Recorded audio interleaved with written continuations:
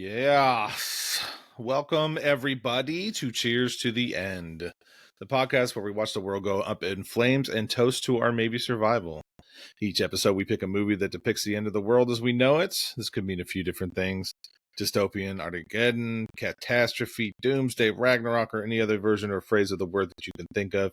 We discuss what we liked, what we hated, and we drink the whole time. Whether it's zombies, aliens, asteroids, or pandemics, we're here to have a blast of the apocalypse. So grab a beer and join us as we cheers to the end. How we doing, fellas? I'm feeling pretty good. I'm excited about this beer. I can tell you that. The movie as well. I hadn't seen this in a long time, so this is actually like really fun to watch again. But this is gonna be fun for me. I'm excited about both things. It's definitely an interesting watch again. I have not seen this movie in a very long time. It sounds like we're all in the same boat. It actually aged pretty well, believe it or not. It did, huh? Yeah, I thought so. Yeah. All right. JJ's already got some strong opinions. All right. Hey, I will say this: it definitely, movies from 2004. There's certain stuff that definitely felt very 2004, but for me, it was like a warm blanket. 2004. I was like, okay. 2004. I was very happy. Like especially the music. Yeah. Like any of the music breaks, I was like, yeah. I was like, yeah, this is cool. For those of you who don't know us, I am one of your hosts. I am Tim, and I'm joined here by two of my bestest buds, Dennis and JJ. Hey. And as you all can guess by the title, we have watched Zack Snyder's cinematic masterpiece of the remake of Dawn of the Dead from 2004. I do want to just state right here, right now, for the record, this is one of two Zack Snyder movies that I enjoy. Don't care for 89 to 90% of any of his shit. This movie's actually really good. It's this and 300 and kind of Watchmen sometimes, maybe. That's pretty much it. Am I alone in that assessment there, guys? Or I enjoyed 300. I thought it was a good watch. I'm kind of on the same boat. That's about as far as that string gets. No sucker punch for you, JJ? No.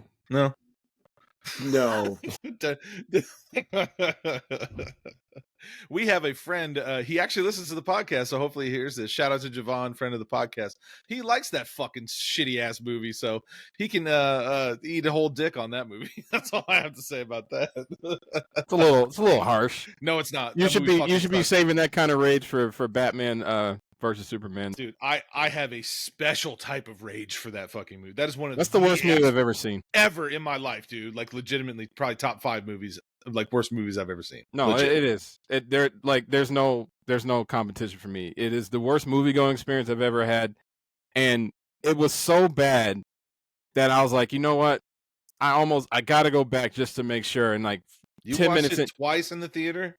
No, God, no. Oh, I watched it at home the second time, but about 10, 20 minutes in, I was like, yep, terrible, awful, worst shit. Yeah, it's bad. So, I'm going to say this. I'm not going to be the 2.5 Snyder guy. Watchmen's a good movie, and it took me a long time to like fully appreciate it because I'm such a huge fan of the graphic novel. There's a lot still weird about that movie, but overall, I appreciate it a lot more as time went on than I did when I first watched it. So I will give him 3 solid movies. For sure. I'll give him all 3. So after that, nothing. But those 3 for sure, yes. So well, good for you. I'm glad for you, Dennis. Yeah. All right, boys. This is called Cheers to the End here, so we are going to drink a little bit of beer. We are going to get into it. Dennis, why don't you go ahead and go first, man? Sure. So, seeing how this is a zombie movie, back up from your mic a little bit, dude. Seeing how this is a zombie movie, which they never say zombie at all in the movie. No, not one time. No one acknowledges the word or that there are zombies, which is actually cool. I want to talk about that later too. Yeah, because we'll get into that. But I also was floored by the fact that zombie wasn't a thing they were wanting. Well, if you get into the whole universe with the George Romero, and then like this essentially happened immediately after like Night of the Living Dead, or technically, so like nobody really knows, quote unquote, what a zombie is at this point. Okay. So it kind of makes sense in the lore of it, I guess. In the grand scheme, it does make sense. But keeping with that theme, even though it wasn't technically said in the movie. I went straight to one of my go-to um, um, breweries in town, Beer Zombies. It's a local brewery. It's awesome. So it was an easy pull for me. I was like, I'll just grab a Beer Zombies beer. So I actually found one that I've never had before. It's called What We Zombie. It's a New Zealand rye pilsner, and I've actually been getting into pilsners a lot lately. I've just been trying to find like lighter beers that I can just enjoy regularly that aren't like, Heineken and stuff like that. Um, and most breweries have them. I just never get them because anytime I go out to get beer, I want to kind of get something more exciting, I guess. Which, nothing against pilsners. Pilsners can be exciting. I guess we'll see how exciting this one is. Well, for all the 3% stouts that you drink, this should be just fine. This should be right up your alley. Okay, So we'll see. We guess. But What the hell? but shade, yeah. all the shade. But this particular pilsner is a collab between Beer Zombies and a brewing company called Relentless, which I've never had any of their beers. So I've had some Relentless beers, yeah. I've never have, so this will be my first one. So yeah, so I'm gonna crack this open and kind of see what this is working with, and hopefully I find myself a nice little pilsner to, sip on. All right, JJ, what you drinking on, man? So I got a beer called Zombie Duck Hunter. It's also from Beer Zombies. So it is a West Coast style Indian pale ale made with Yuanot and Citra hops. Of Citra. So not usually a big fan of IPAs, although Space Dust is a winner for me. So IPAs can win me over.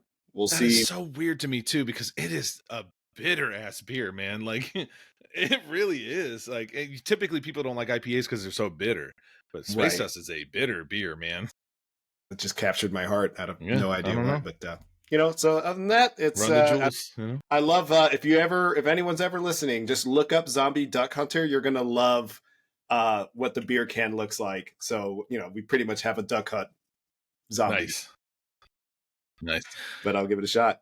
All right. Mine is from a brewery called Distill Brewery. They are an independent craft brewery located in Normal, Illinois. Yes, it's an actual place. They were established in 2007. I've never had anything from Distill before, or if I have, I can't remember it. This one is from their Deadhead series, so it's got like a skull on it, which is very, like zombie-esque, I guess you could say. I was going to go with Zombie Dust from Three Floyds, but I've had that beer a million times, and it's already a bunker beer, and maybe I'll do it one time on here, but like that shit's going down immediately. So, but this one is called Strangest of Hazes. It is a double dry hopped hazy imperial IPA. It's brewed with HBC 586 Idaho 7 hops. So, yep, I've never had this before, so I'm going to get into it. Ooh, that was crisp. Dennis, how do you liking your beer, man? This is absolutely delicious, and I don't want to be the guy every podcast where it's like, I love every beer that I get, and I'm just that lucky. No, this is delicious. This has citra hops in it too, by the way. This thing is crispy, which I love. It's not overly hoppy. It's very refreshing. It's just a really like great beer. I don't know. I would absolutely 1,000% get this again. This is so good. So, whoa! I'm sorry. Go ahead, JJ. No, this is lovely. It's a good IPA.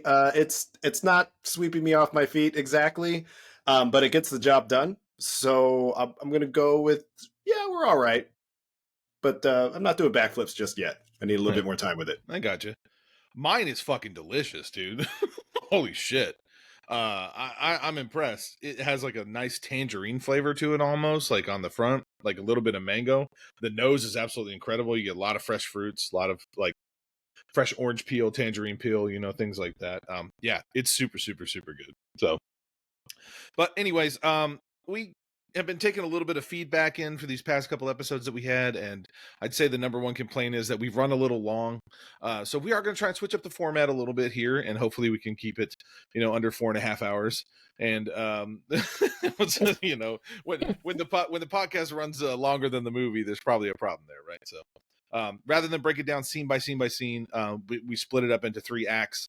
And then if there's anything inside of those acts that, like any particular scene that we want to break down, one by one, we'll go in depth into those scenes. And then I believe Dennis got some fun facts and stuff for us at the end of the movie. Is that correct? Gotcha. Yes, Sweet. sir. Okay, cool. All right. Well, I'm going to go ahead and hop into this. So Act 1 kind of starts out with a bang, like literally. I will say one thing: Zack Snyder did not waste any time setting things up. Right? We just pretty much jump right into it. So we're introduced to the main character. Her name is Anna. She's a nurse at a local hospital. We immediately hear about a bite, and we see patients rolling by that are bleeding from the neck. And then she gets to finally go home because she's been on her feet for like 17 hours, right? And then we flash to her neighborhood where we meet the neighbor's daughter. She's out there on roller skates looking all cute. And then she's basically just like, yeah, I'm going to go home now. And then goes home and goes to bed. And then pretty immediately and suddenly like wakes up abruptly, like to what I would say is probably like a nightmarish situation, right? It sounds like there's a bunch of chaos going on outside. Shit's getting real. And there's like no subtle buildup here, right? Like we're thrown headlong into this shit, right? The apocalypse is literally like right in our face. The daughter is like standing in the doorway, and then like shit's falling apart outside, and then I don't. It's. I want to say something. Go ahead. I thought it was great that Luis, that's the Anna's husband. He went out in the best way, which was like, we're gonna have some fun in the shower. We're gonna miss the warning on the news. Yeah. And then I'm gonna die. Yeah. And I'm like, if I want to go out, that's how I want to do it. I think I have it written in later on, but there's so much exposition that happens in the background of like on movie screens or on the radio, and like hearing warning signs and all that shit. Yeah. So shit is basically falling apart. There's some kind of an outbreak. The idea is pretty clear here, right? That and it's all happening really fast. And then I just have in parentheses here, Johnny Cash in all caps with an amazing opening song. That like whole scene in the beginning, like flashes of, the apocalypse and everything that's going on, like with Johnny Cash's When the Man Comes Around. Fucking mint, right? In the most 2004 way possible, as we could say, right? Oh man, her husband was jetting for her and saw a random neighbor and just totally tackled her. She cut off in the Corolla. Yeah. The Corolla was getting it too. Hey, shout out to the Corolla, by the way. I was like, oh, look at this Corolla. He almost caught it though. Oh yeah. And then he was just straight up squirreled and just jetted for that neighbor that was like, help me. It was so great. I was just in. And like props to Snyder. One of the things he kind of does brilliantly in this sequence is like it's a lot of rapid editing and quick cuts, which we all know in like certain fight scenes or action scenes at times they just don't fucking work, right? Or it's just like it's up in your face and it's too much. But it kind of feels almost essential for creating like the sense of urgency and panic that's going on right now. Because these zombies, like they don't like lumber after you, they fucking run, right? They fucking run at you. So yeah, these zombies are pretty strong too. Yeah, I'm not used to that kind of zombie. They really go for it. Yeah, go getting zombies. At this pace, like the pace is pretty frenetic, and you're with Anna pretty much every step of the way. She's forced to witness like the destruction of the world going on. Kind of a heartbreaking scene. Her husband gets turned into a zombie by being attacked by the neighbor's daughter, and then he tries to attack Anna. It's kind of like a harsh and like emotional gut punch right in the beginning of this, and it kind of sets the tone for the whole movie immediately, right? And establishes that like no one is safe, not the people closest to you, and not even the main characters. Also, when she backs up into that tub, like that shit hurt, right? Like when she went into the bathroom, she backed all the way up. She fell like, oh my god, dude! Like I forgot, like I vividly remember that scene, but I forgot like how painful it looked. And, like when I watched it again, I was like, oh damn. Yeah, there's a lot of almost escapes, and then like a lot of like yelling at the screen. This is definitely a yell at the screen movie. Like, no, don't do that, because she was going for the window when she was still in the house, right? Yeah. And I'm like, just go out the window. And then of course she got to go back to the door to see what's on the other side. It's like, you don't got to do that. Just go back out. Well, it was her husband, dude. Like whether he's attacking her or not, it's still her husband. Oh, let me just point this out, by the way. I don't know how in line we're going to be on this one. There's a lot of I would have left people behind in this review. Absolutely, yeah. I'm just going to point that out. Yes. These Yeah. people in this movie, I give them props. They're better than me probably 5 or 6 times because I would have been like, no. Man, halfway through this movie, And I'm out. Anna's like moral compass, like her idea of trying to save her, I would have just tossed her up the top of the mall after a while. Like, you know what, girl, I don't need this rhetoric. Just get out. Yeah, like that one point when the other survivors get there, and then he's just like, "Yeah, we should probably just kill him." She's like, "Why don't you just shoot everyone?" And it's like, "Yeah, fucking do it. Yeah, kill them all. Like, yeah, Actually, who cares? yeah. yeah, you know." Oh wow, she's making a lot of sense over here. So yeah, Anna gets away in the Corolla, as Dennis stated. She's rolling down the street. Lots of random explosions happening in the background. A random van just like flips end over end and blows up a fucking. I was like, dude, come on, Zack Snyder. I was like, that was like one of the most Zack Snyder. Just like, you know what would be cool here? An explosion. This is like, okay, cool, yeah. Like, let's throw a van in there and it rolls into a gas station. Did that. Yeah. Yeah. Hey, gotta use the budget, man. Yeah, I guess so. We'll you know, say something about the intro and the credits. I don't know why I never thought of this before, but it definitely seems Last of Us seems inspired by that because the game starts in a very similar fashion where it explains an exposition and kind of news clips and breaks and things absolutely. with a really chilling song in the background. I'm like, oh shit, Dawn of the Dead like really inspired a lot of folks on zombie things from here on out. Yeah, the one cool thing about this movie, I remember seeing it like in the theater. Actually, was just like it flipped the zombie genre on its head, right? Because every zombie movie we had before this, they lumbered slow, and it was like the slow herd, and it was like, and their brains and all that. And this this one, I was like, dude, they were like terrifying back after you. Yeah. I was like, holy shit, he's running at her. Like, whoa, wait a minute. The original Dawn of the Dead, that was the first zombie movie where zombies were running, though, right? No, the 78. Didn't they run? No. They ran in the 78 one. No, didn't they didn't. Nope. No, I'm pretty sure. That was the first introduction of like zombies in like cinema history. Yeah, was Night of the Living Dead. So, but I don't. Well, no, I'm talking about the Dawn of the George Romero like 78. No, I understand. I'm pretty sure the zombies ran in that movie too. I was just trying to remember like when did the zombies start running? I'm pretty sure, not all of them, but some of the zombies ran in that movie. I think that was the first time we saw that. You know. You sure they didn't just like fall forward fast? No. They were running. Trust me. Like I haven't seen that movie, and we'll do that movie on this podcast at some point too. I'm pretty sure they ran in that one. Yeah. All right, and then Anna gets kind of caught up in some traffic. You know, it looks like things are crashed, and then some dude tries to steal her car, and then she ends up like wrecking it. And then we get some quick introductions to some of the other survivors. We're introduced to Kenneth, who is actually Ving Rhames. He's a police officer. He seems pretty calm under pressure, and I like that, because it was like the feeling was kind of necessary, right? Anna's so panicked, and then like he's so calm all the time, so it was like a nice juxtaposition. I thought that was really cool to like introduce those two things right off the bat. And then like he randomly gets shot at, and there's other survivors. One of them's Michael. He's just like a seemingly like sensible everyday like dad with a family kind of vibe. And then Andre and his pregnant wife Luda. And as they form this, like, I guess I could call it like an uneasy group, kind of, right? Like they head to the nearby mall. I would say like maybe a typical safe haven in a lot of zombie films, but would be a terrible place to go in the apocalypse. Like, what do y'all think about that? Like would a mall be like a good place to go? No. What would be a good place to go? Yeah.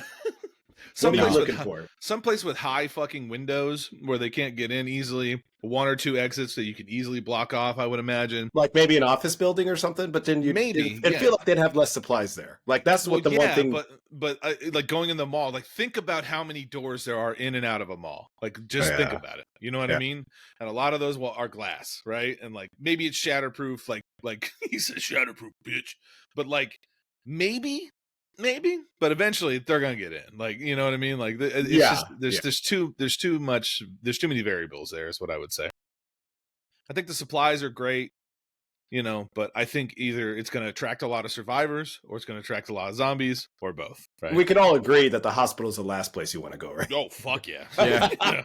That's like Outbreak Central right there. It's like they pretty much spread from the hospital. Yeah. You don't want to go there. Yeah. Yeah, things kind of aren't what they seem here. The mall might offer some kind of shelter, but the outside world is kind of crashing down around them. So there's like a weird eerie calm when they first get inside the mall interior. I thought that was cool again. as like a nice juxtaposition to like the frenetic chaos that was going on outside. But I almost like every time they're in the mall, there's almost like this constant tension that's building, right, all the time, like throughout the entire film. There's always that like impending doom.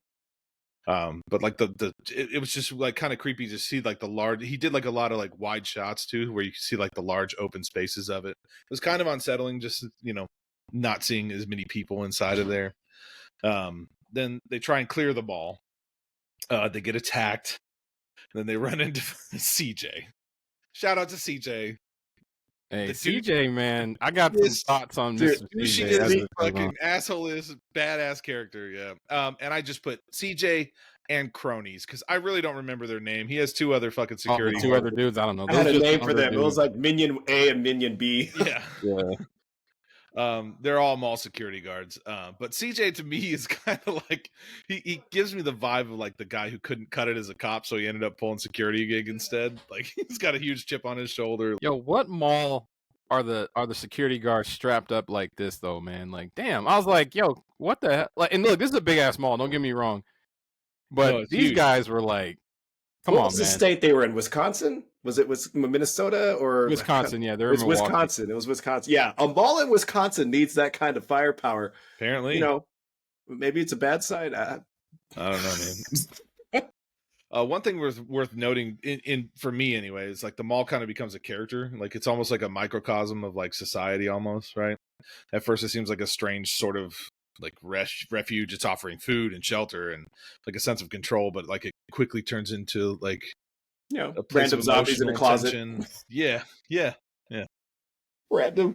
So like they might be like physically safe for a little while, but like the mental and emotionality of it all, like they're technically in danger there, right? So, but we begin to see them kind of fracture and argue about what to do next. But all those same issues, fear, greed, power struggles, they're just magnified under like extreme circumstances. So I like that little microcosm like of society that was going on in there. So, but there's some exposition playing on the TVs in the background in the mall.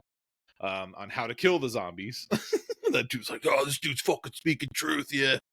But they had no idea where they came from and no idea how to battle them back. Like we got that based off of like everything we saw on the TV, and then it switches over to a televangelist. Yeah. They're just hitting you. They're just hitting you hard. Oh. Real quick, I just want to double back real quick on the when they were interviewing the guys that were doing the exposition as far as how to kill them. Two Jim moments came in. They basically said you got to shoot him in the head and you got to burn him. So, and that was like very upfront, and that was good because we learn as viewers, and then the characters learn, and then they spread that through the rest of the characters. So I was like, okay, this is cool how they're doing this. Yeah. It was very like apropos for me to see the televangelist though. Was just kind of like, come on guys, like, are we really gonna, and like he's still out there making money and shit. Like he was going in too. The yeah. man was like, what did he say? I have one of his quotes here. He said, hell is overflowing and Satan is sending his dead to us. And then he went into the specifics about why.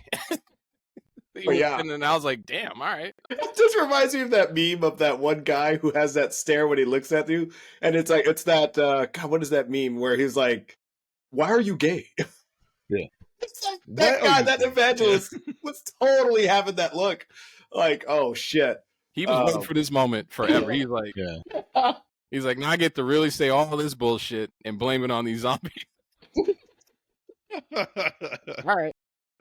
But CJ and the cronies lock him up. He said, I don't want you stealing a bunch of shit, which is like, it's the apocalypse. Who gives a fuck, but like whatever. But anyway, so he locks them up, and then they go to sleep. And when they wake up, the TVs are no longer on, right? Because they did say that, like, they would be signing off one final time and all that stuff. So I did like it when one of the cronies said, what's the news? And he said, not good. And he was just like staring at the static on the screen. I thought that was like a little cool moment there. But I thought at this point too, it was hilarious because I was waiting for Anna to have a moment of, you just lost your whole family in front of you in a very violent way. And she's handling things pretty well. And she had one moment where she broke down. And I'm like, oh, thank God she's somewhat human. Like what? Like, I just kind of like, it passed my head where I was like, is she going to Is she going to say anything about the fact that she just lost her family? She literally just did like a 5-minute eulogy in her head, and then she was done. Well, you Back got to to think. I surviving. mean, as soon as she crashed that car, it was like balls to the wall. They got in the fucking mall, Right. and then they were attacked, and then they were attacked again, and then they, you know what I mean? So it's just like adrenaline, right? Like no matter what's going on. So once she had a quiet moment, I would say is when she actually finally broke down.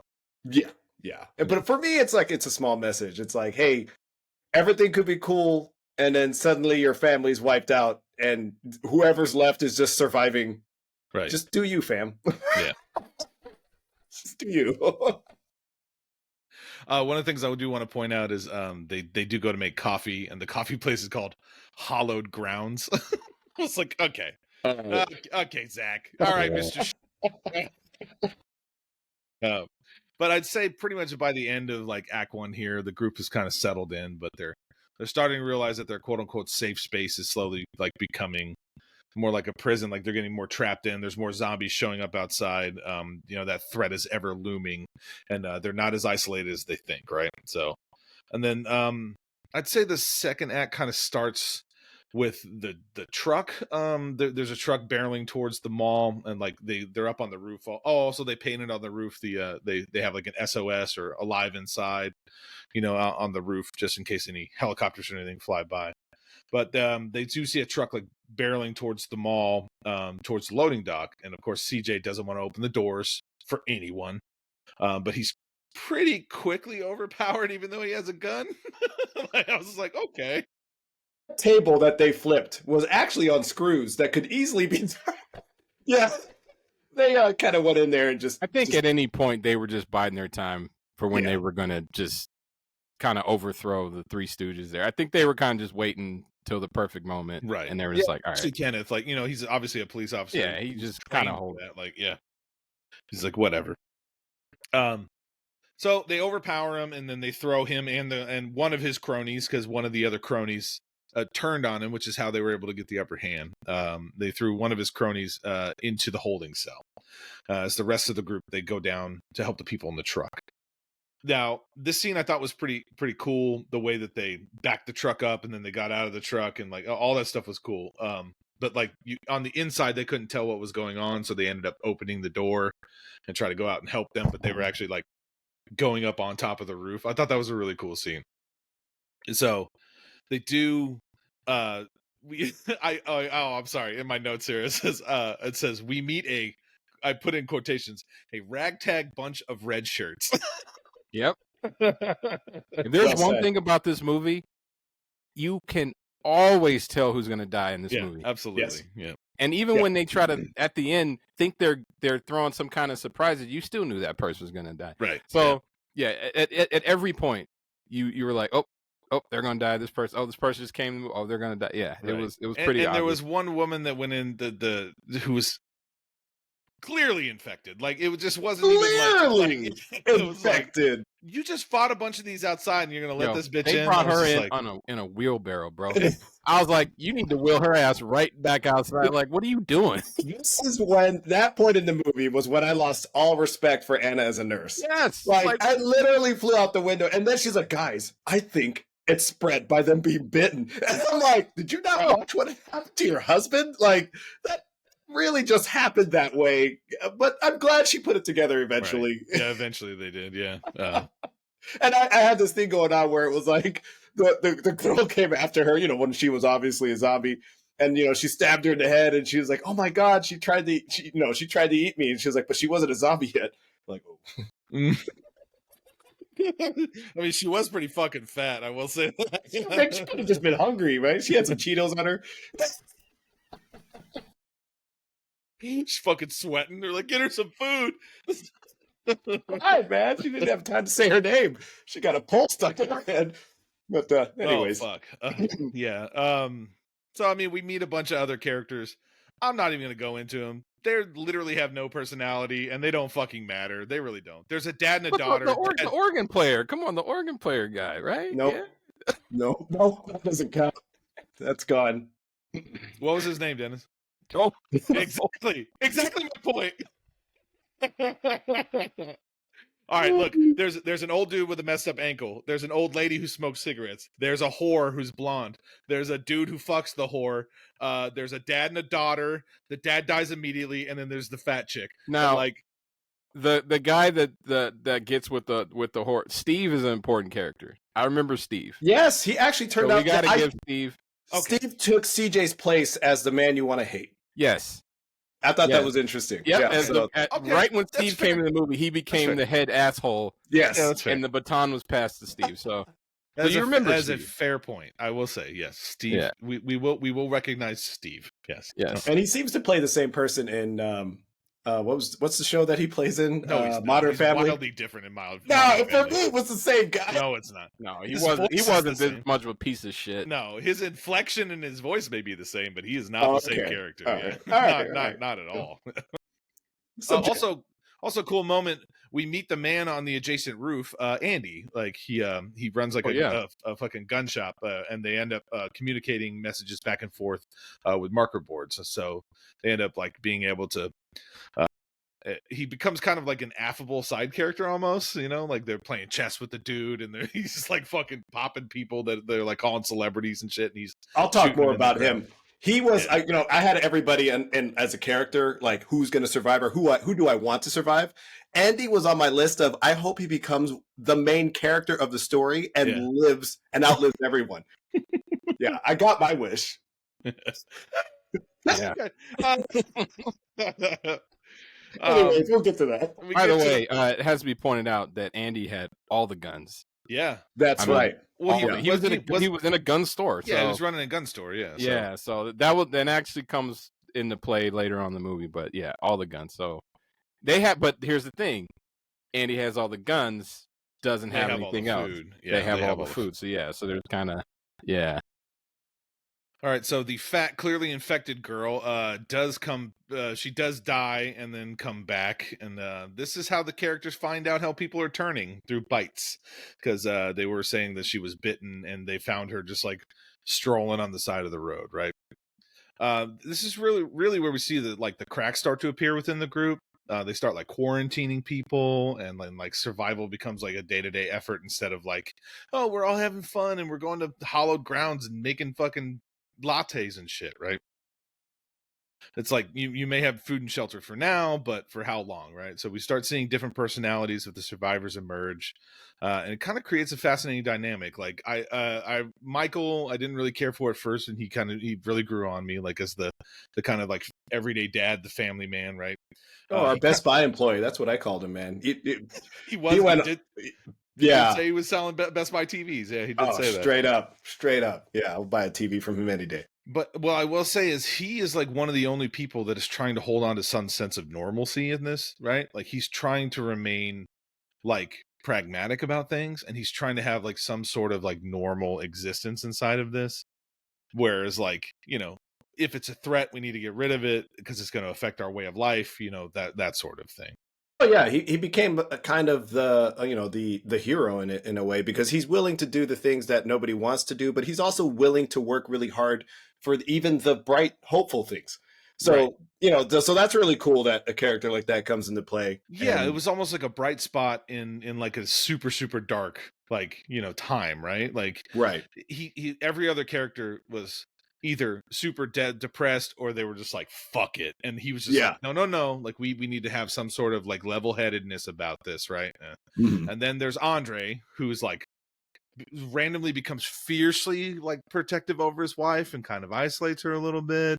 And I had a feeling. we at this moment in time, because I've seen this movie before, so I will Mhm. say this: when they got attacked initially, when they first got into the mall, and the guy grabbed her arm, it didn't look like he bit her at all. But when they were running away, she was rolling down her sleeve like to cover it up, and I noticed it this time that I didn't notice it the very first time I saw it. There's I was a like, lot "Oh, of people hiding bites in this movie, by the way. Yeah. there And, is." and the camera hiding bites, even if the characters don't hide, the camera tries to hide the bite. You're just kind of like, all right, we know that person's bit by the camera positioning. They're Right.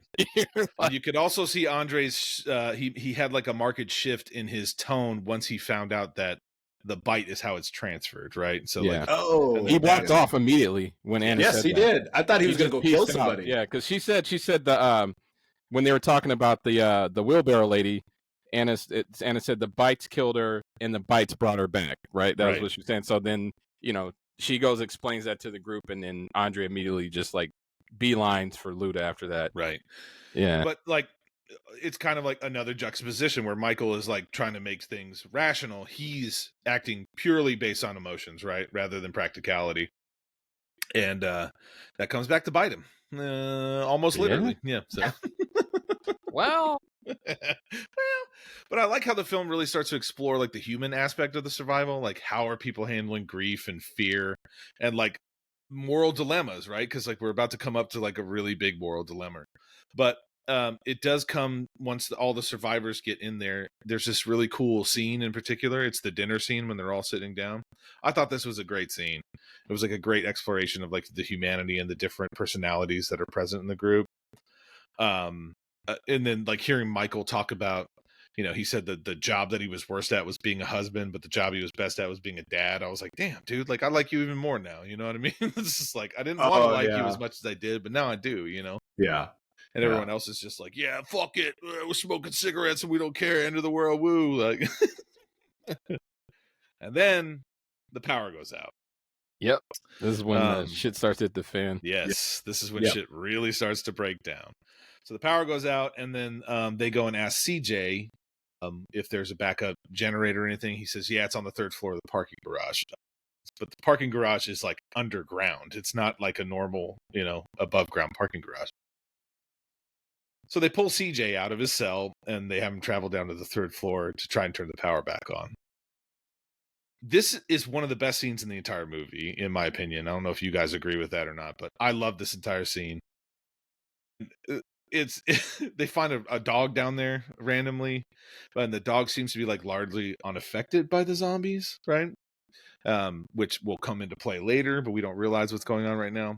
And then I have in parentheses, legless climbing zombie. So I'm just like, this it's a cool scene. Don't get me wrong, it's really cool. There's a zombie, he's climbing on like a fire pipe, like a water pipe, and then he drops down on crony number 2. And then he just, he fucks him up. But like, how did he get up there? How did he get on the pipe? So many questions. I was like, this zombie knew how to climb stuff, right? And then was hanging in a sneak attack ninja zombie. Like, I don't. Like, what was he before this? I'm sure. I don't know. He must have been mall security the way we needed a like quick cut background on that zombie real quick. Something Tarantino would have done. Like he would have just went right into the zombie background story and came back to the movie. That would have been amazing, dude. Yeah, it was a gymnastic zombie or like some kind of like just athletic, crazy ass zombie that was able to turn himself into a ninja star and throw himself on top of this thing. Yeah. Yeah, that was wild. It was like, because that was it's funny you guys say that, because literally as soon as I was like, what? Where did he come from? Yeah, what was my reaction? Like, why? I was like, why? Don't get me wrong, it was cool as shit, but also my brain was like, wait a minute, he had no fucking legs. Like, yeah, the Lieutenant Dan zombie and shit. Like, where did he come from? Magic legs. No. So yeah, he falls on security crony number 2 and ends up biting the shit out of him, and then they shoot it, and then the noise starts attracting the herd that's down there. So they do make it to the generator, which is inside of like a gated area, and they lock themselves in.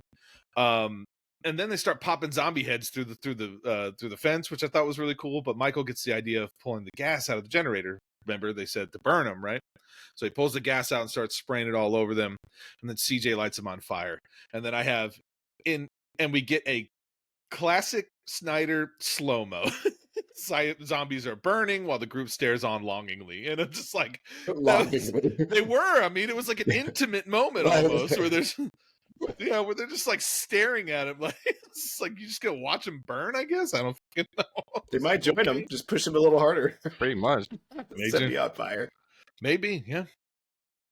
So right after this, we go into what I would consider a major turning point. Right, Luda, who the audience had quote unquote expected her to being bit right now, is starting showing signs of turning. She's been strapped down and is essentially in the birthing process at this point. She's inside of labor, is what I would say. At least that's the feeling I got from watching it. They never really kind of go into that too much, right? But here comes the question, right? It's like it becomes a moral dilemma. It's like, do you kill her to stop her from turning, or do you just let her die, right? And obviously he made the choice of just letting her die. But I would just like, I'm asking you guys as people who have spouses, as JJ and I, like, we have children, right? Like, would you be able to put yourself in that position to kill your wife and kill your unborn child at that point? I'm gonna say this real quick, and I want to see what you guys say to this. And I know it's hard to look at it this way, but I don't have an issue. Once somebody's bitten, to me, I'm kind of on those guys, the people that once you're bitten, we kind of got to take care of you deal. I'm not really going to sit there and wait for that because we kind of know what's coming. I'm probably going to, it's okay, especially once you start showing signs of turning, when that person is no longer a person anymore, whether they're not all the way dead or not. I think you're doing them a favor. You're doing them a solid at that point. Why put them through that? Why put yourself through that? That's how I look. Well, even Steve said, if I turn into one of those things, you have permission to shoot me in the fucking head. Yeah, let's just get this going. Like, what are we doing? Yeah. I know you love this person, but it's like they're not that person anymore. They're gone. Right. So I guess for me, it would be more important to get it from, like, if that was happening to my wife, I'll be like, well, hey, this is the situation. And I'm sure that she would be like, all right, obviously my clock is done. I don't want to turn, everybody knows and understands. I would be more respectful to the person that it's happening to more than anything. It wouldn't really matter how I feel about it.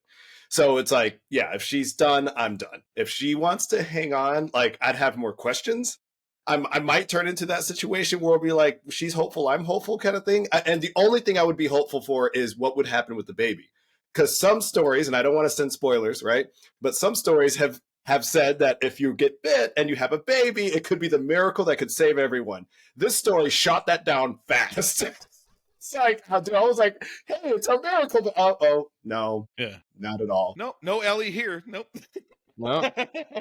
What's Ellie? What are you talking about? Everyone's playing or seen The Last of Us, JJ. It's fine. Good God. Yeah.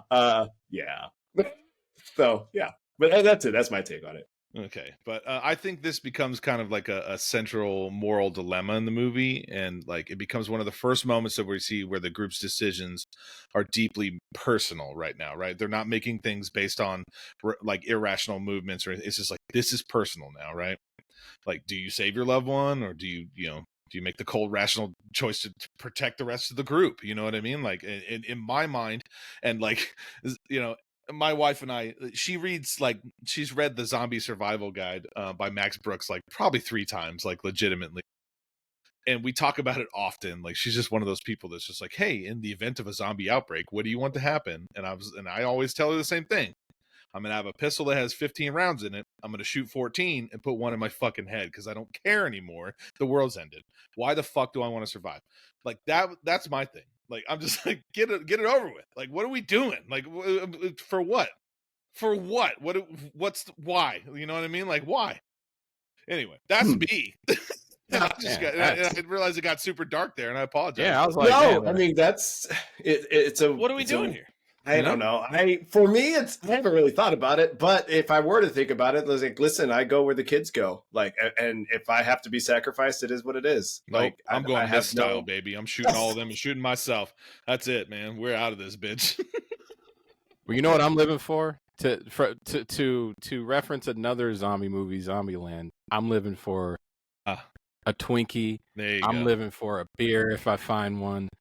I'm living for if I can somehow get a smash burger at some point or make something. Like, I'm just living for that. Like, the things that I may never see. Weeks / months / years that could possibly go on until you find those things. Yeah. You're only living for that one little moment.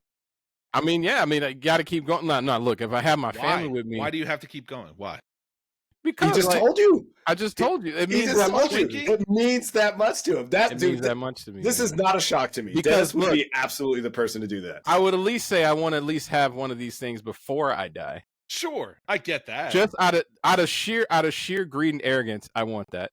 But you're the type of person that would just keep adding to that list. Probably, yeah. If I get a couple of those things, I'm like, I might as well keep going because, like, look, the odds are in my favor at that point. I knocked out like 2 things on this list. I probably should be But dead they're already or not in dead. your favor. They're not. They are if I get a couple of overwhelmingly them. against you. No, it's not. Survival is If I get a couple of those yeah. things. You're right. Yeah, zombie movies and zombie shows always work out in the fucking survivors' favors. That's right. You're right. That's right. You're right, Dennis.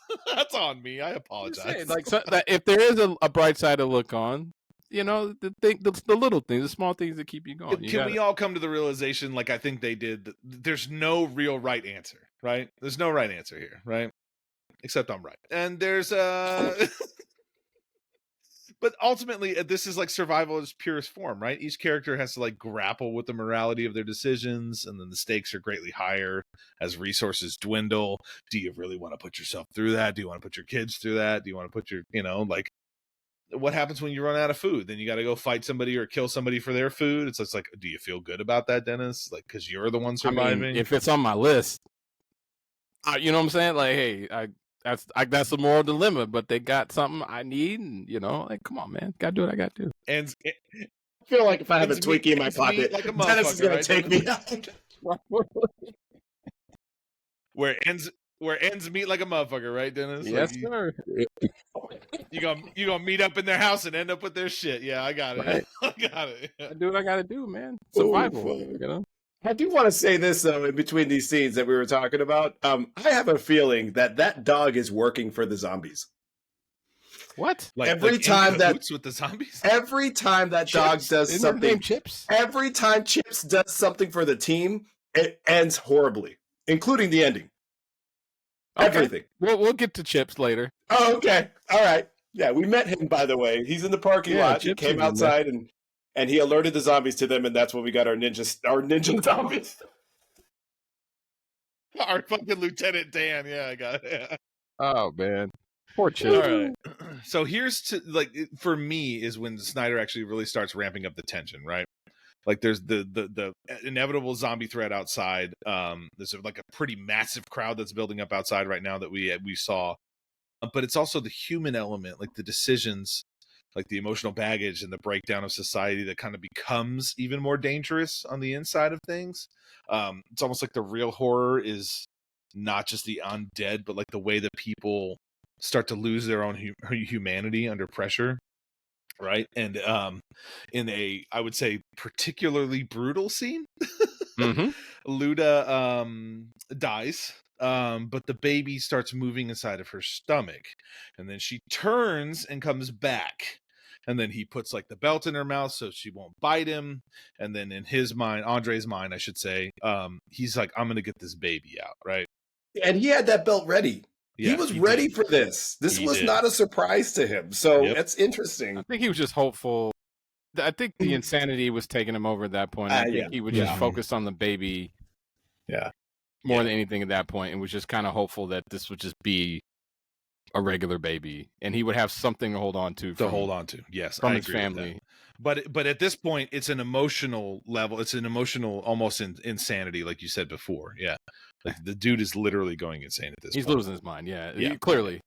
Yeah, like it's hard to watch. Honestly, I was kind of like, it was a hard scene. That's why I said brutal. But like, so she turns and comes back, but she gives birth to almost what looks like a stillborn baby, I would say. At this point, Andre has definitely lost his mind. And then Norma, one of the other side characters, the old lady, the like smoking cigarettes, she goes in to check on him, and she sees that Luda has turned, and Andre's holding the baby, and then like she pulls out a gun and like aims it at Luda, and Andre's just like, you're gonna kill her, you're gonna kill my family, and at that point it's just like, oh shit, dude, like this dude's all the way gone, right? Yeah. And then she kills Luda, and then Andre, hold on real quick. Okay. One shot, by the way. Oh, go ahead, Dennis. Go ahead, man. Dead right in the middle of the forehead, point blank. Like that's like old ladies in Wisconsin don't fucking play, dog. No, she earns the gilf. I'm sorry. She took 12 to 15 shots and was still had words to say. Like, no, she like the Annie Oakley shot that she took out Luda with, though. Like, these people were on it with the headshots by this point in the movie. They were missing, man. No, they weren't. Yeah, that was Annie legit. I was like, Jesus damn, Christ. she just like took her out like one shot. I was like, okay. And then, like you guys said, then they start shooting each other. Shooting each other, and she took twice as many shots, man, and she still didn't know how to go down. I'm like, this tank grandma is the best. And you know how I know she's a good shot? Because she didn't shoot the fucking baby. He was holding the baby like to the chest. Yeah. She shot him and not the fucking baby, right? Yeah, that's right. So yeah, the group kind of hears the shots and they come running, and they like pop in and see the entire scene. They go up to Norma to try and figure out what's going on, and then they see the babies like kind of moving a little bit, and then the babies was actually born a zombie, which I want your guys' opinion on, because you know what I'm gonna say. You know what I'm gonna say. Go ahead, Dennis. Oh man, look, that ain't a baby. Now, let's just You a double tap. He ain't got no teeth, Dennis. He got no teeth. It's not a baby, man. Like, I'm just keeping it real. Like, come on, man. You gotta do what you gotta do. Now, look, I know the visual of it is horrible. The whole, all of it's horrible. What you have to do is horrible, but it's not a human child. It's a zombie. It's a virus's baby, basically. Yes. Like they didn't try to write anything amazing for that part. We just knew that was a child of the virus. Yeah. Yes. And I'm not upset about them killing the baby, because it wasn't, like you said, it wasn't a baby. What I'm upset about is like her getting bit and then it creating a zombie. Like, how do you guys feel about it? Do you feel like the virus would actually work in that way, or like? I think Walking Dead approached this, and I kind of like the way they did it, which is what it would actually maybe either build an immunity or not affect the baby at all. I don't know why that jives with me better than it just literally passing and a zombie baby. So the baby's an undead being born. All that's way too confusing. Yeah. Like, what's happening? So, I think for plot purposes they did it just to have, like, so nobody would have to have a fucking baby, or for shock value about a baby being born and them fucking double tapping a fucking baby on the floor. Like, I think that was part of it, but for me, I don't think getting bit would turn her into a baby. If the baby was stillborn though, and technically died and reanimated, then that might make sense. Right, but they didn't do that. But it wasn't stillborn because it was moving inside of her stomach. Yeah, it was almost a full term, I think. Yeah, she was full term. Well, then maybe the baby somehow had died because the mother died in the womb. Yeah, the mother had turned and the baby died because of that. Because maybe the baby wasn't getting. I don't know. We don't want to go on a whole back and forth. It's so weird. That, yeah, like no, I want to go into a giant hour-long exposition about why this baby. Dude, straight up, let's talk about Anna and her detective skills, because we all know how long it took her to figure out that bite. She came in there, and the camera's slowly in her point of view, and she's like, "I think this baby is a zombie." Like it was like, well, you saw. I don't know. It zoomed in on the eyes, right? So but it's like I'm always looking at Anna like you're no detective, girl. Actually, where's your nursing license? Like, well, she knew that Norma didn't get bit because they were trying to shoot Norma. She's like, oh wait, hold on, she just got shot. Right, we needed a nurse to find that out, because look at all the holes in her. Really, Anna? Like, oh man, she could have got bit before that. JJ, you don't know. Yeah, it's true. All right, so at this point, the group's plans shift from just surviving to actually escaping the mall. Yeah, after you shoot a baby, it's time to go. Yeah, they're done. They're all dead. That's the line, Dennis. It's like, yeah, bro, like, it's time to go. I was like, the whole movie changed. Like, they literally shot that baby and they huddled up after that. Like, we got the fuck out of here. We can get the fuck out of here. I was like, damn. Ninja zombies won't do it. No. Shooting babies is about done. We're done. It's time to go. Okay. So they come up with this like super fucking risky plan. Let's just call it what it is. Where Steve says, "Oh yeah, we're gonna go to the marina and sail away in my boat," and they were like, "Yeah, fuck it, let's do it." And then, yeah, basically, so they take these, I guess, buses that are down in the parking garage and convert them shuttles. Yeah, they convert them into. I don't know. Cono vans. They were like the Cono vans, right? Yeah, pretty much. Yeah. So basically, what they're saying, they're hoping to hop on a boat and get to like a secluded island and find safety there. And they also want to try and save Andy next door. That somebody mentioned that too. Pick him up on the way. Yeah. Yeah. So. But the escape, I think, represents their last like shred of hope at this point. Like Dennis said, after you kill a baby, you don't really have much hope after that. but it's all It's getting contingent. dark. It's getting real dark in the Yeah, group. absolutely. But it's all contingent on the idea that there's actually something out there worth surviving for, right? And so that kind of concludes Act 2, I would say. And then we go into what I would call Act 3, or the final act, right? So the group's escape plan is set into motion, and things get real fast from here, right? Like they just go full bore at this point. The film is now kind of like in full on survival mode. It's not clear to anyone that anyone will make it out alive at this point, right? I mean, you're killing fucking babies, you're killing Norma, like you're killing everybody at this point, right? And then I would say we go into one of the film's most intense sequences, when the survivors are about to pile into 2 trucks. I have montage and giant. I'll get there. I have like montage in giant parentheses over here. But they like convert these shuttles into various zombie killing ways and different devices, including like a plow on the front of one, because they have that in the parking garage apparently. So they can drive through like the zombie infested streets trying to make their way. Let's talk into about It's Milwaukee. It's Milwaukee. They got. But let's talk about what They got gets everything in this Michael. mall that they need.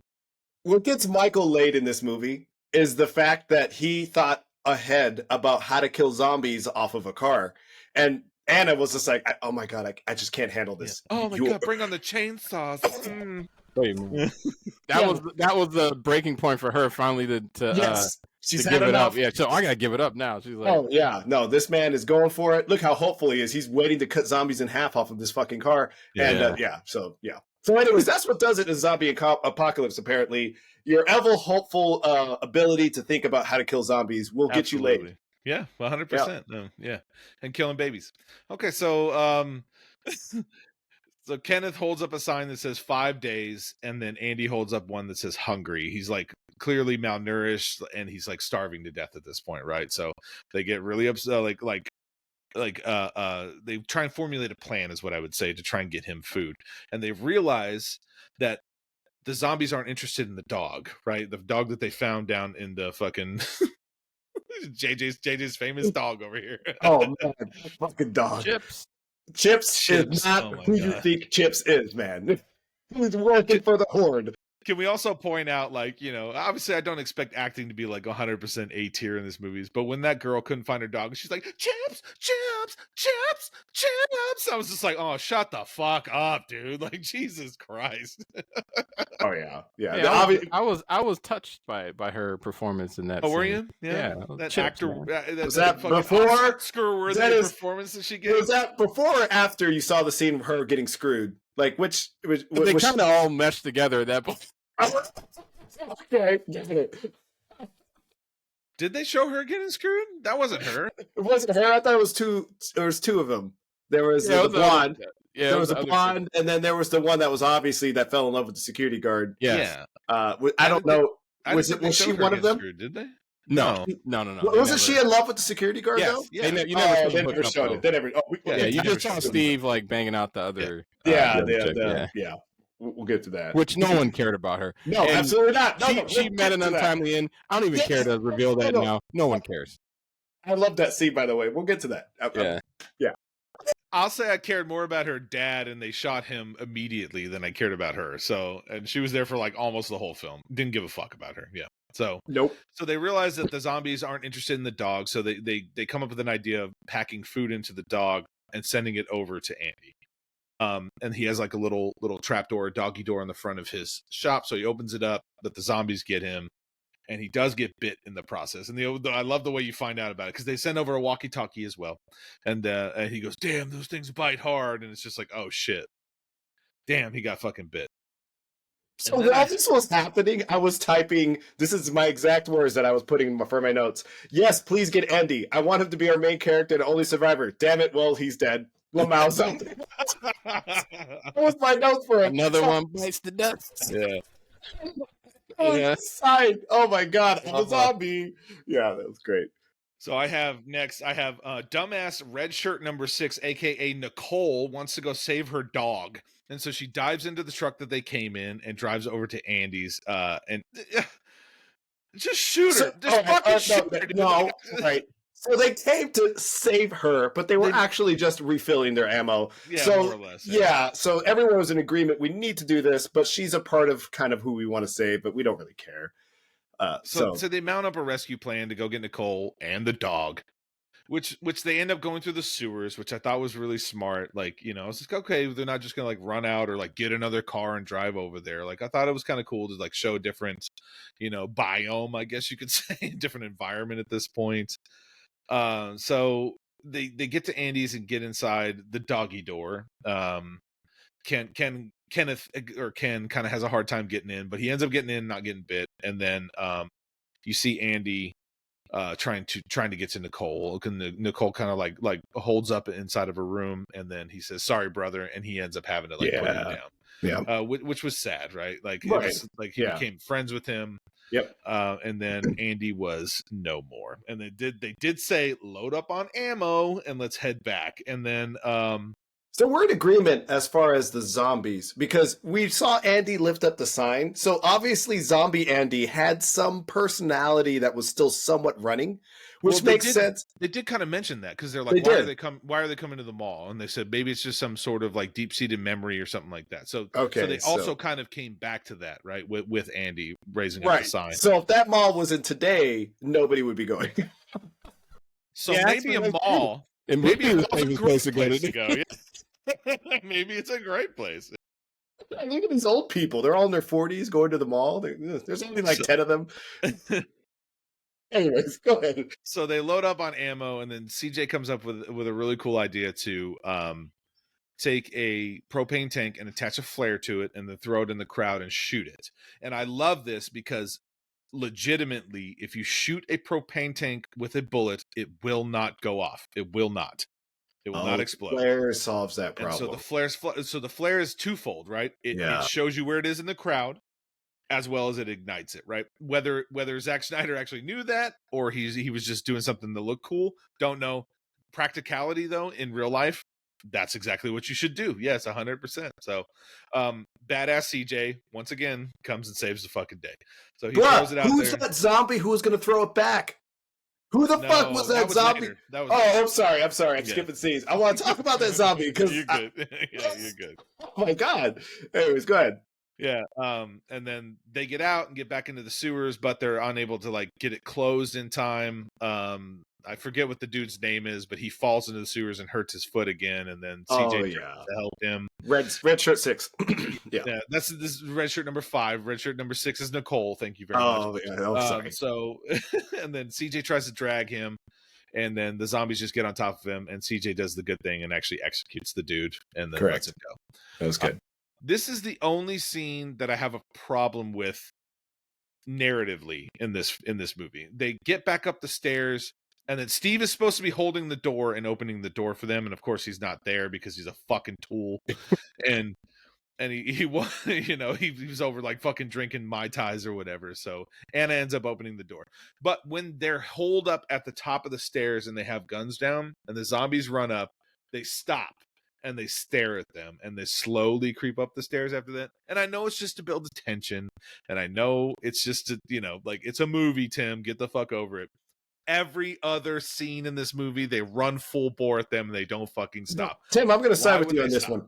They could have easily done this scene where they were running up the stairs and then they start to shoot them out.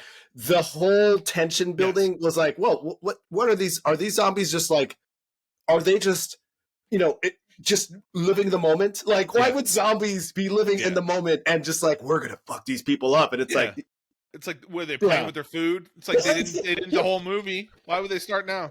Right. So yeah, I agree on that. That's kind of But they manage to get the door, or Anna gets the door open, but they are CJ tries to close the door behind him and he can't do it. So they end up like getting overwhelmed. But they manage to get back up into the mall with only the one casualty, and then a classic. Another Zack Snyder scene when they get in the elevator and it's going up and the music's playing and it's just like, and all they're doing is like breathing hard and shit. And then CJ goes, "I like this song," and it's just like, that was cool. I don't know. I like it. It was funny. Like and it was like a cool little tension breaker. I get it, but also it's just like totally unnecessary. Like, you know, he didn't need it at all. But the fact that it was CJ that said it, I'll let it slide. I will. Look, So at by this point of the point- movie, Go ahead. CJ was like, he was He was really fucking Rambo, dog. yes, He had He- character look- development too. Like that was crazy. Yeah, I liked it. 100%. And it went away. It went totally a way you did not expect. Like the dude seemed like a complete piece of shit when Yes. the movie started, and literally at the point where they grabbed him to go help with the generator. From that point of the movie forward, he was all about the group. He was all about getting out. He was all about helping with the plan. He was all about sacrifice. Like he was like a Swiss Army knife for this group. Like he was doing everything. Like this dude just like it looked like he found his calling. Oh, when when shit got the worst, you got the best He from came CJ. out. Yeah, he came out. Yeah. Which was Well, cool. I think So it was cool, ultimately, like, it goes back to what I was saying before when he woke up and, like, the static on there and the guy was just like, what's the news? And he's like, it's bad. He realizes, like, this is all we got. You know what I mean? Yeah. Like, no one's coming for us. You know, we need to protect what we have. Like, whether I like them or not, it doesn't fucking matter. This is it. You know, this is humanity. This yeah, is but all he we could have have. been out for self at that point, and Of he course. wasn't. Yeah. And there were clearly characters, and we'll talk about this in a little bit, that were clearly out for self. Yeah. And he was not. Steve, He was. Steve. One of my favorite things that CJ said was he was just like, you want to mount a suicidal plan to go get this girl and her dog over across the, you know, it's just like, and they're like, yeah. And he's just like, fucking, I'm in. It's just like he didn't care anymore. He's just like, fuck it, yeah, I'm in. That's cool. So they at this point they decide to run because they did have like a 5-day plan at this point to mount up and then leave. But at this point they were just like, shit's getting overrun. Let's get the fuck out of here. Let's go to the marina, right? So once they get in the trucks, I put, this is absolute fucking chaos. So there's zombies attacking the truck from all sides. They're trying to knock it over. They're putting chainsaws through the slots in the side and cutting legs and shit off. There's blood flying everywhere. They're headshotting people left and right, man. So they pull out and they kind of get stuck.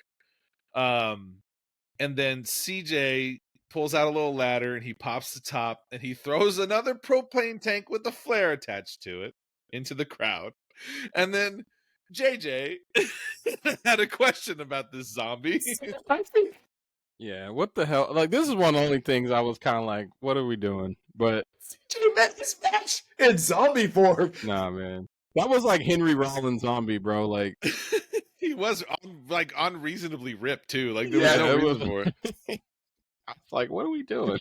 Unreasonably ripped zombie decides to throw the propane tank back, which has so many questions, man. I don't know if he tried to throw it back or he just like he held it in the air. So like He held it in the air, but it looked like it was going to come back to me. I was like, this is a true danger to the group. Like, what is going on here? But maybe not. I don't know. Who knows what zombies are thinking when they pick up inanimate objects that they wouldn't be biting? So many questions. But I was like, I guess it has to do with his personality before. He was a boulder lifter. I don't know. Like, there's just whatever. Maybe he filled propane tanks for a living. You don't know. That's right. You know? He's our propane accessory guy. Yeah.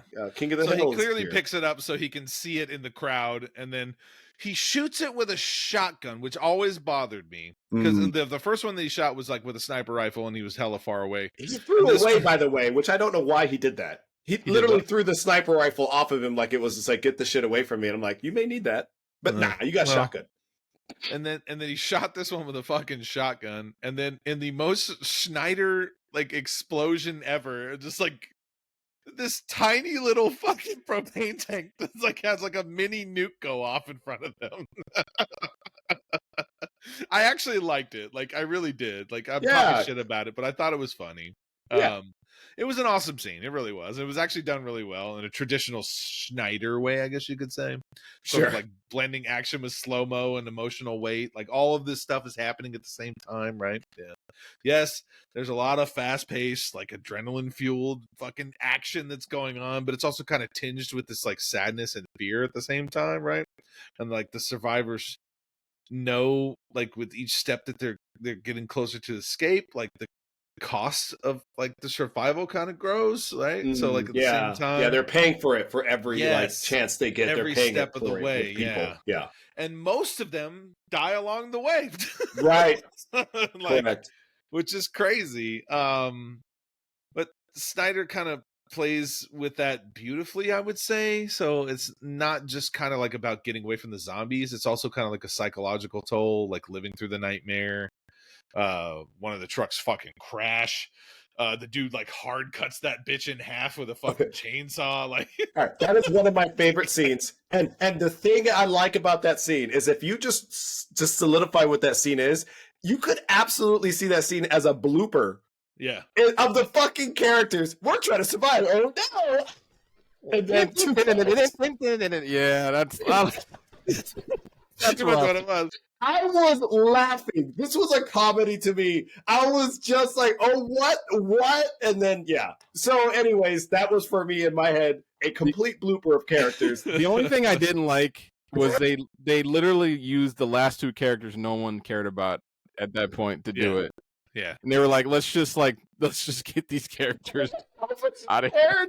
Yeah. Like in my notes, I literally don't even have the character's name. All it says is hard left, cut in half. That's all it says. Like, that's what it says. It was the gay dude and the whore, and that's all I know. Yeah. And I was like, uh-oh, blonde needs a band-aid, chainsaw insurance. And the gay dude died because reasons? Like they never explained how he died? When Kenneth gets out, like, you know, and they want to go back and check, and they're like, no, they're both dead. And I'm like, well, wait. Yeah. Did CJ just pop him in the head? Like, you're too stupid to continue with us. Like, what? Steve survived and got out. Yes. Yeah. He ran away, and then he got bit and came back, and then of course Anna was just like, "I got this," and fucking blew his fucking she head couldn't off. wait. And again, like the straight perfect shot, dude. Yeah. They were just like, they weren't missing. And then they had to do the classic black fucking Ving Rhames was, damn. Yeah. It's like, there was no reason for that, dude. Not whatsoever. You don't be in Dawn of the Dead too. And then at that point, Anna realizes that Steve has the keys to the boat, so she runs back and grabs them. Mm-hmm. And then which was super smart. Yeah, it was. Yeah, and then they all pile into one truck, right? But the ultimate gut punch comes when they reach the marina and they find out that the shit's overrun, right? They did all of this shit and it's still overrun, right? So all of their hopes for salvation are kind of crushed at this point, but they're still like, get on the fucking boat, let's go. Maybe there's still hope, right? And then CJ, I have in my notes, CJ goes out like a fucking boss, man. This dude total sacrifices himself. Like, God, dude, like it was such a badass way for him to go. And like he like is essentially covering them so they can get out of the vehicle, and then he starts getting overwhelmed. Think twice about it, by the way. Yeah, he knew exactly. Just go. Yep. And then they started overwhelming him, and he started backing up, and he fucking dude, he put his foot up in one of them's neck, pushed it to the side, and then headshotted him on the ground. I was like, dude, this dude's a fucking, like, he became Rambo in the apocalypse, man. Yeah. Yeah. And then he shot a fucking propane tank, and then it was it a propane tank? Yeah, I think it was. It's his signature like propane. Oversized.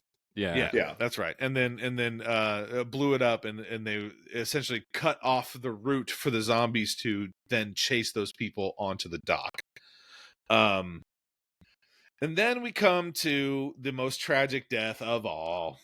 Yeah. Poor Michael. I knew he got bit, though, by the way. The scene he got bit, I knew he got pretty bit. much when he got bit. When he was pulling Anna into the come on, man. The dad of the group. No, it's like, why, man? He got bit saving Anna, too, at that time. Like, when Anna ran back and grabbed the keys to the boat, she came back, and like Steve, like, or Michael, I'm sorry. She grabbed it off of Steve, and then Michael grabbed her and pulled her into the bus, and like he got bit while doing that. So it was like it was like kind of self-serving, kind of self-sacrificing, right? They did the bite cam. I'm telling you, it was the bite cam where it's like, oh, he clearly got bit because they zoom in on his face and show half his arm, and then he has the look on his face like, I'm bit. The bit look, like, I'm like, okay, he's bit. That's And then he's just like, he goes, you guys go ahead, and then shows her the bite. She's like, I can help you, and he's just like, no, you can't. You know you can't. Just fucking drive away. I'll watch the suns rise like for a straight while. G. Yeah. And then he fucking put the gun to his neck and just fucking, or to his chin, and pulled the trigger. So didn't know which boat to take, by the way. Did they ever explain? I think he said the name of the boat. Yeah. Oh, he at one did. point. Oh, okay, Yeah. I missed that. All right, Yeah, all I'm right, pretty just sure wanted he to be said sure. it. Yeah, I'm pretty sure he Okay. said it. Yeah. It was probably called like the douchebag or douche or something something like like Steve douchebag Yeah, boat. douche boat. Some shit like that. And that's kind of how it ends. Except for there's a little final scene after that. Yeah, sure. The dog goes and lets the zombies know that they're there. Yeah. Dog. There's only a few characters left at this point. There's only a few characters. There's only two of them you care about, which is Anna and Kenneth, right? Like the last two I would call remaining survivors. And they make their way onto the boat. And for a moment, there's like a glimmer of fucking hope, right? The camera pans out, you see a fucking horizon stretching out, and they sail off into the sunrise. But then, of course, Zack Snyder can't let it end that way, right? They end up making it to the island. And everything seems okay at first, and then all of a sudden there's zombies. There's two, and they just start getting overwhelmed, and then they drop the camera, and then the camera dies in front of him, and it kind of emphasizes the whole like theme of the film, right? Like survival's not guaranteed. There's no fucking happy ending here, right? And then it ends in the most 2004 way possible with "Down with the Sickness" playing over the credits. Yep. Which that end all of our movies. Yeah. Yeah, dude. we had "Down with the Sickness," the original version and a cover in this movie. We had like two different versions of this. I forgot. What was that? What's that guy's name? The lounge music. What's his name? Richard Cheese, I think his name is. Yeah, Richard Cheese. Yeah. Lounge Against the Machine. Yeah. So. Yeah, that was awesome. Yeah, it was pretty dope. So overall, my overall thoughts on watching this again, it's actually like as funny as it can be at times. It's actually an awesome zombie movie, man. It really is. I liked some of the zombie kills in it. I know JJ had some strong feelings of that in the beginning, so I do want to hear some takes on that here in a minute. So, but I mean, I think overall it's just like a symbolism, like the collapse of civilization. The erosion of your comforts, the fragility of human society, or whatever you want to call it. Like, the malls becomes a place of like excess and consumerism, becomes like reflection, and like a microcosm for society. And, I don't know, like maybe I'm reading way too much into a Zack Snyder film, but like that's just kind of what I got. What do you all think? Go ahead, Dennis. No, I was gonna say it was pretty straightforward to me. I think a lot of that is true, and there is a lot of like human character study shit in this movie. But really, I think at the core of this movie is just like it's an oh shit, we're fucked. What do we do? Yeah. Where do we go? How, all that shit. And it's just kind of it's kind of crazy to see that play out, like with all these characters from all these different backgrounds, all these different circumstances. You got a pregnant character, you got old people, you got father and a daughter. You got a guy who twice divorced, and I'm trying to redeem. And then you have 3 times, and then 3 times, and then you got that's my biggest gripe with this movie, by the way. Now, not that being divorced 3 times just automatically makes you scum, but something's going on here. What's like either he's just terrible at choosing things, or I don't know. I'm just kind of like, there's they didn't show enough. You're right. Bad decision making from him to justify 3 divorces. And all of a sudden, he's like making good decisions everywhere. I'm like, I would say this. I've seen this from people. I think this is a real thing. I think that people will surprise you. The ones that are put under pressure that shine the most, like CJ. Like CJ or like Michael, right? So in a normal societal situation, if a wife is like telling Michael to do the dishes 3 times in one night and he doesn't do them, she's not going to see anything of use for him. And like, that's why he would get all those divorces. But in an apocalypse, he's very different. And that's where his true character came out under the stress. Sometimes it's the opposite, right? Okay. Sometimes it's the opposite. Sometimes the person who does do all the dishes and like is great and amazing folds under the pressure and it does a bunch of moronic things in the apocalypse. So it's like, yeah, man. Yeah. So he's a shiner for the apocalypse. And that's literally a great point. Yeah. That's a great point. So what you're saying is if they would have survived, or if he wouldn't have got bitten and they make it to this island, there's no zombies, and they think they're going to have this beautiful life together, they would have just had he would have found his 4th divorce. He would have had an apocalypse divorce. He would just add it to the divorces. It Yeah. would just add it, yeah, eventually. Yeah. But I would say that there would be so many problems just because you don't have zombies, but you don't have the social infrastructure. I think he still would have shined. Okay. So okay. it's like, yeah, he would have been set. Apocalypse was the best thing to ever happen to Michael. Okay. All right. That's a great look. I didn't see it that way, but you have convinced me, JJ, that this is truly his calling. Right. Regardless of the 3 divorce, this was his calling, and he rose to the occasion. I will buy Absolutely. this. Yeah. You know? Yeah. No, CJ was more or less the same, I think. Yeah. They're coming from two different angles. One's from an asshole, one's a nice guy. And then they found themselves coming in the center, which is being like fair enough. All right. So I guess I kind of agree with that. I don't know. I think they just chose the number 3 just because it sounded bad. Yeah, just went with that. Like, yeah, man. Yeah. That's a hell of a lot of divorces. I mean, damn. I was like, yeah, I don't know. Either way, man, this is a super dark, like bleak outlook, on humanity, and a weird, like, dysfunctional family that comes together with just like in the brief moments of hope that you had for them, like it just like there was no ever a guarantee of survival, like at any point in this, and I really really like that. I really appreciated that. So, but when I was watching this movie, I got this. I knew I watched it before, right? And so I had to understand, why did I forget this movie? And now I understand exactly how I work with these things. When I find out that a movie's trying to tell me that there's not too much going on other than bleak survival and it's all super dark, I kind of don't go anywhere with it. Because it's like, because that reminds me of The Walking Dead, right? Like, I kind of got that feeling by season 2. I knew this wasn't really going anywhere, so I literally just disconnected.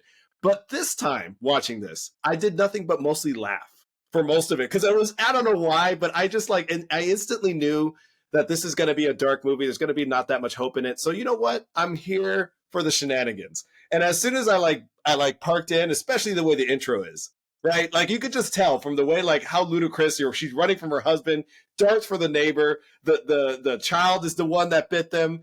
She's going crazy. She runs into like this. Now the way that everything's so fast paced and blowing through, I'm like, oh, this is a roller coaster. This isn't something I need to think hard about. It doesn't that say something about you, JJ? Like, in the event that something like this would happen, you would just revert back to that and just be that, like, well, look at the shenanigans, and I'm just gonna laugh my way through this and like not give a shit anymore. Probably. So for me, it's like there has to be a reason, right? So I'm a little bit more siding with Michael, where it's like I'll be everly optimistic and trying to do, the right thing as far as like making things happen without thinking too hard about it. That makes more sense to me. But thinking too hard about it, yeah, it's like when you're in a chaos situation, simplicity is the way to go. And for me, it's like, it's not chaos, it's end of the world. Here's my thing about this, because you guys were like, oh, it's super fucking dark. It's hard enough surviving right now, like on our own in this time, in this world. If everything was to fucking collapse around you, everything. There's no food, there's no fucking water source, you don't know if you're gonna survive tomorrow. Why the fuck would you still want to try and carry on? Like, why? Like, this is what I will say. I will say the curse of society when there's not an apocalypse is you have so many options, you won't do anything. In an apocalypse, the answer is simple. Yeah, kill yourself. No, I disagree wholeheartedly. No, sorry. No, the answer for me is survival. And once you really lock into what that means, you don't really have to think about much else. Because the greatest part of that too, like this is always my take on this, is what I'm going to enjoy doing this podcast so much, is the reason I like these circumstances so much is it literally levels everything. Yes. It doesn't matter if you're a billionaire, right? Or can you lift it more than the next guy or whatever. It's like JJ was saying about 3 Divorce Guy. It's going to show what people are made of, and people, you're going to be surprised. You're going to surprise yourself, and people that you think might make it may not make it. But there's different things that you're going to have to access in yourself that you may never had to before. And look, in a weird way, there's more opportunities. Like, in a normal life, you don't leave your routine that much, right? You get up, you go to work, you take your kids to school, you come home, you blah, blah, blah, blah, blah. But when you're literally trying to survive, you could care less. The where is not as important as the survival piece. Like how can we survive? At that point there is no routine. You're just going to keep going till you finally get to it. And look, we've seen this in all these scenarios, right? Mad Max is a perfect example. There's an oasis somewhere. You got to drive the truck. It's always the same in these movies. It's the eternal hope. The eternal hope. So you just move towards that, whatever that is, whether it's small or large for people, you move towards that. So I think in that scenario, yeah, if you are the type of person that would be the thing to keep you going, that is the thing. And I don't know. I would be like, hey, let's see what this is about. And then maybe one day it would get to be too much. Right. Listen, I'm not saying that's never not an option, but at the same, when that is an option, I want to go out like CJ. Yes, yes, purpose. 100%. I died with purpose. I didn't just die because now it was somebody hard. might trip and fall with a chainsaw and cut you in half too. That might do it. For real. Just let that go. Where are these characters? I don't know. They just died. Like this. Like that, I completely understand where you guys are coming from. I just want to point that out. I really do. I completely understand where you're coming from, and part of me totally understands that. The other part of me is like, as soon as I see a zombie, I'm swallowing a hollow point. Like it doesn't fucking matter. Hey, do what you got to do. And look, there's I'm like, let's get this shit over with, dog. There's plenty of people that will take that route. Trust me, they'd be like, you know what? I already see where this is going. What's the point? Like I get that too, but then I also get people being like, nah, we gotta press on and restart humanity and all this stuff. Nope, that's it. God said no. Let's get it over with. It's all good. So yeah, there's I don't know. In my perspective, it's almost like, listen, it's not great if the world ends and society starts to collapse. But in my head, it's like, hey, at least we're not doing the same thing over and over again. Yeah, like I'm gonna go see if a toaster can float. Like that's what I'm gonna do. I was like, what Tim's saying is anything's better than getting like bitten or ripped apart by a zombie. 100% is what I'm saying. Yes. True. Yeah. All right, Dennis. You said you got some fun facts for us about this movie. You want to go ahead and just feel that out for us? I do. So, I believe last year was the 20th anniversary of this movie, if I'm correct. Yeah, 2004. Yep. So I found an article that kind of goes over that, and there's a couple really cool fun facts on that we'll go over. So the song that plays in the opening credits, the Man That Comes Around by Johnny Cash, we covered that earlier in this podcast. It takes a lot of its lyrics from the Book of Revelations, right? And it's one of the last songs that Cash wrote in his lifetime, which I thought was really cool. So it actually made me go back to the song, revisit that some more, and I really stopped and like listened to it real hard. I was like, oh, okay. Never really took all that in on the first listen, but yeah, when you really go back, I was like, oh, okay, he was really spitting in this song. So I have the fortune of my wife is a huge Johnny Cash fan, and she absolutely fucking loves his last two albums. So like we listen to it a lot. So I even knew this song like before that the movie even came out. So yeah, I know all about the song and where it all came from. So yes, if you've never listened to it before, please go listen to it. It's a great song, yeah. Any Johnny Cash is awesome, by the way, but particularly most Johnny Cash. I don't know. I like pretty much all his stuff. Johnny Cash is awesome. Yeah, pretty much. But I would say pretty much.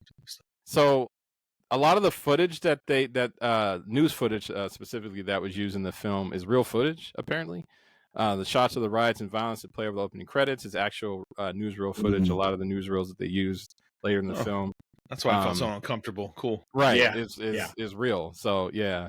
So and I guess from what they were saying, that's why it's hard to differentiate the footage from the zombies versus what they show in that, because they try to marry the two. Yeah. And to basically make it feel real, right? Yeah. Which is the point. You want to look at that and be like, oh, this could happen. This is what it would look like. So yeah, the best way to do that, use real footage, right? Zack Snyder has a cameo in it. He's one of the gunmen during the opening credits. No shit. Yeah, he's all up in there. Nice. Apparently, Zack Snyder also shot this film in chronological order, which wasn't really an artistic choice. It was more of a choice due to inexperience, considering this is one of his first feature-length films. I think this was his first film, right? Was this his first film? I think so. Yeah, I think it was. Yeah, I wonder how much easier that is for the actors. Because usually actors know that they have to do different scenes in cuts and different takes, but if they did things chronologically, it's like that's very easy to hold on to as far as an actor, right? Yeah, you would think. I'm not sure. Oh. That's a great point. I mean, we're Yeah, not I don't actors, so I wouldn't know. But the majority of the time, movies are not shot that way. They're blocked out of order, and they just shoot what they can on location. And then reshoots Like, later. I think a lot of that has to do with like shooting outside too, because weather and whatnot, right? So Right. they shot most of this inside, In a so I mall. don't think that. Yeah, I don't think that most of that mattered. Yeah. So speaking of the mall, the mall in question in the movie was supposed to be in Milwaukee, but they actually shot I think the majority of the mall scenes in Toronto. They had a shopping center called Thornhill Square that they shot this movie in. Apparently, the mall is no longer there. That's the case with lots of malls. Called it.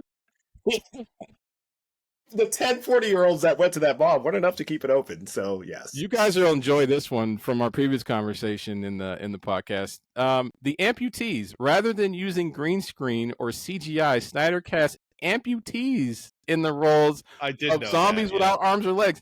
That kind of explains a lot. So guy that dropped down, hey, probably knew what he was doing. Asian dude that ran for the door. Yes. Yeah. Okay. Yes. Real he was running, man. That guy knew how to run. Yeah. Matter of fact, Dennis, my problem isn't that he was an actual amputee. My problem is how the fuck did he reach the pipe? Like, how did he get up there? Like, would he climb up a fucking van and like hold on to the pipe and was just like, yeah, death from above, dude. Oh, like, ninja zombie. Yeah. Yeah. More questions for that, but whatever. Well, hey, look. Like I said, maybe that guy was just like you were saying earlier, a gymnast or something. Like, who knows? Okay. A no-leg gymnast. Got it. There you go.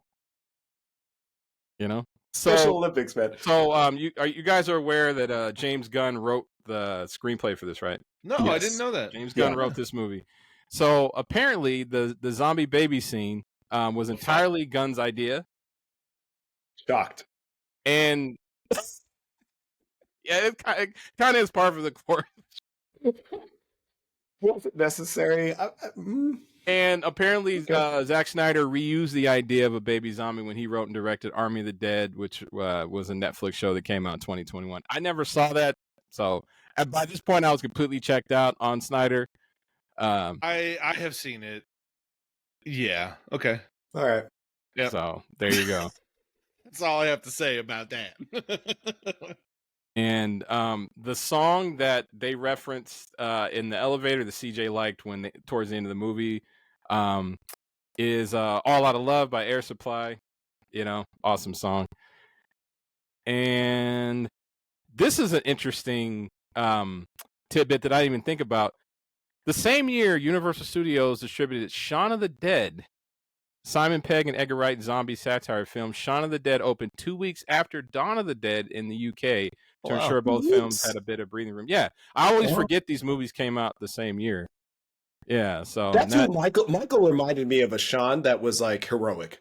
Yeah, that's who he reminded me of. Like the white shirt kind of coming out, like they kind of have a vibe. Yeah, I don't know, a little bit. Dog. No, he was, and Michael had that everyday Best Buy. They both sold TVs or whatnot. Yeah, that's right. Yeah, so they just had that. They had a loser vibe, doing great in the apocalypse, but loser before. Yeah. So, anyways, that's my take. But on you. That's all I got for facts there. But yeah, some cool stuff. All right, cool. Yeah, I didn't know James Gunn wrote this movie. I guess I could probably read the credits, but I was like fucking rocking out to Down with the Sickness, All right, so we do rate our beers on the off chance that it is the apocalypse and they are the last things that we are going to drink, and they will come down into the bunker with us on the inevitable day where the nukes are launched. So, Dennis, how are you feeling about your beer? Is it or is it not a bunker beer?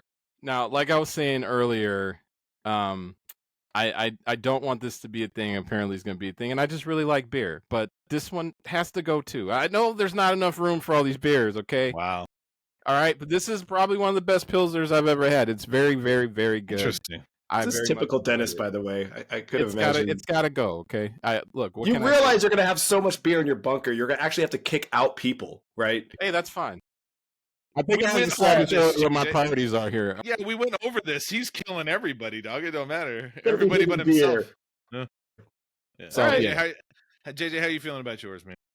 It's a pretty normal IPA. I didn't taste enough citrus, and so I will not be sending this beer down with me in the bunker. But maybe I'll just take a photo of the picture that's on the beer because it's fun. But that's about it. Yeah, Okay. so this one will not be going into the bunker. Okay. And here's what I'll say. As the relevant beer snob of us, I guess you could say, because you motherfuckers have referred to me that before. So I'll say that it is an IPA, so I would drink it above ground, but I would not bring it into the bunker because it's not going to last long. IPAs don't last that long, so Ooh, that snobby's coming through. You gotta drink them fresh. So it is a very, very tasty beer, though. I will say that. But as far as quote unquote bunkering it definitely won't last long. So I don't think I'm going to bring it down. No, I'm not going to bring it down with me. So we do need to be choosy about these things, right? Mm-hmm. All right, boys. Well, I think that wraps it up. How do we feel about the movie overall, though, Dennis? Going back to this movie, I hadn't seen this movie in about 15 years. So it was really, really cool to revisit it. And I thought it held up really well. I'm not big on what aged well, what didn't age well. I just like, is it an enjoyable watch? Does the story hold up? Am I entertained? Blah, blah, blah. And all that was true and it was good. And I thought it had enough interesting characters because the interesting thing about this movie, there's so many characters in it that it's hard. It gets hard to like have characters stand out or have multiple characters that you care about. And I thought they did a good job in this movie of at least making me care about 2 or 3 characters. Yeah. Didn't care about most of them, but I did care about some. I will say that. So there you go. JJ, how you feeling about him? The movie was good. I have to be in a state of mind to really kind of get it correctly because, like I said, it's really important for me for movies to either have a message or a point. And when I know that the movie's nothing about just survival and you're just going to see these people survive, and then even the extended ending was just pointing out, look at how much they're not going to survive. Yeah. I was kind of like, okay, I know why I forgot about this movie when I was younger, but now since I was like, you know what, I know what this is, I'm going to chill with this.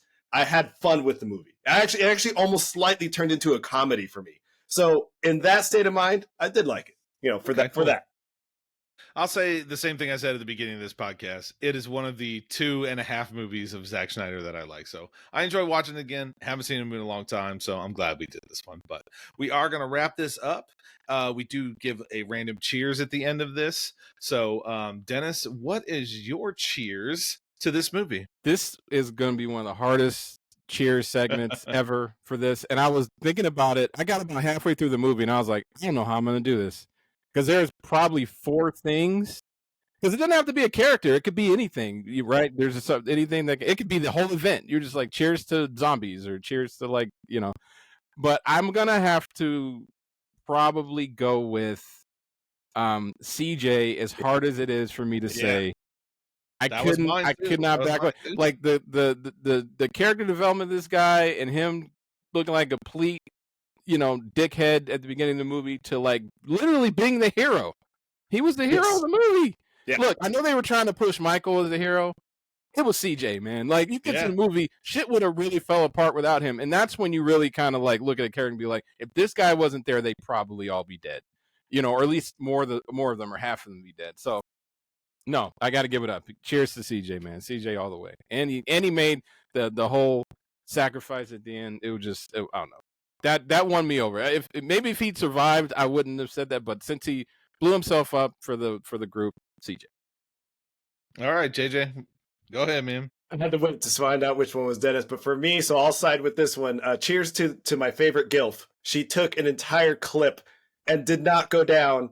She pinpoint shot into everyone she needed to and avoided the baby. Absolutely right. So yeah, she looked like a nobody until she came in and showed up. And I love that. So cheers to my favorite Gilf. Yeah. I mean, Dennis kind of took mine, but I gotta go with CJ. Like I do. I gotta go with CJ in this movie, man.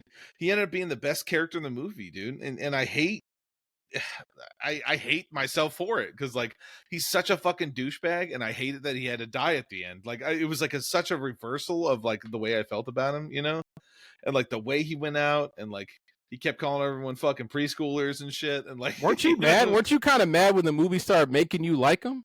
Yeah, a little bit. 100%, I was starting to get pissed. I'm like, oh no, they making me like this dude. I'm like, Yeah. oh no, and I tried to fight him for a little bit. Yeah, and I was like, yeah. oh wait, no, Yeah, I can't fight absolutely, this. yeah. It was my pull to stay for the movie, was to Yeah. watch how he would die. I was like, I can't wait for this motherfucker to die. And then they pulled a 360 on me, and I'm like, oh no, They gave you CJ. Steve. They gave you Steve. Yeah, Right? yeah. They're like, oh no, hate this guy. This guy's okay.